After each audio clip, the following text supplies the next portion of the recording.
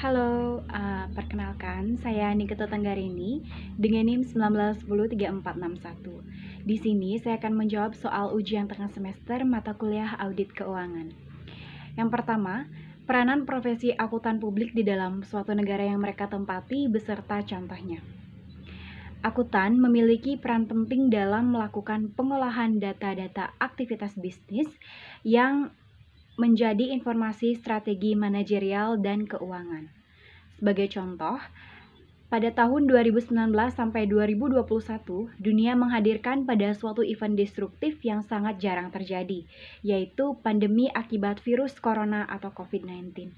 Dalam situasi yang demikian, akuntan perlu mencermati perkembangan kondisi tidak hanya dari aspek akuntansi keuangan, namun relaksasi yang akan membantu bank untuk mengurangi biaya pencadangan juga terus dikembangkan. Dikarenakan sektor perbankan adalah tulang punggung pertumbuhan ekonomi nasional. Yang kedua, jelaskan mengapa Dasar Sarbanes-Oxley Act atau SOX disahkan di tahun 2003 dan apa yang mendasari hal tersebut dilakukan. Karena banyaknya skandal-skandal yang menyebabkan kerugian biliunan dolar bagi investor dan runtuhnya harga saham perusahaan-perusahaan yang terpengaruh, ini membuat kepercayaan masyarakat terhadap pasar saham nasional semakin menurun. Yang ketiga, jelaskan hal yang Anda ketahui tentang kasus Enron dan WorldCom.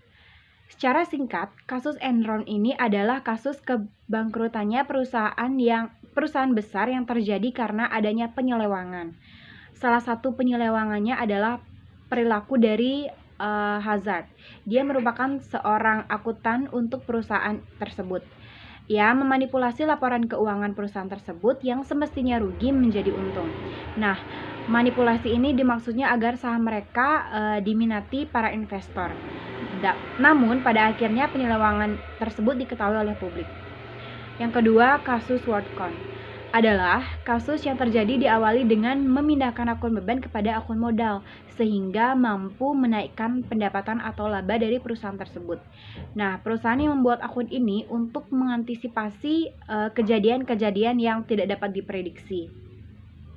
Namun, seharusnya akun ini tidak boleh dimanipulasi untuk memperoleh pendapatan. Yang keempat, apakah keterbatasan SPI dapat membuat sebuah perusahaan meniadakan SPI di sebuah perusahaan? Berikan alasannya. Menurut saya tidak. Meskipun perusahaan sudah berupaya membuat pengendalian internal sebaik mungkin, selalu ada keterbatasan yang membuatnya bekerja tidak sempurna. Oleh sebab itu, penting bagi perusahaan untuk memantau implementasi dan secara rutin melakukan evaluasi terhadap sistem pengendalian. Sekian dari saya, terima kasih.